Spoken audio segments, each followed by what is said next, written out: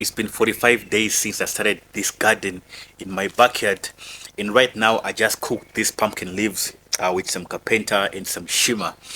It's just amazing to get to when there was totally nothing here to actually being able to eat, from my own garden. Let's take a trip back where it all started. Day 45. Today is the big day when I finally get to taste these pumpkin leaves that I planted 45 days ago. Let's see how this goes.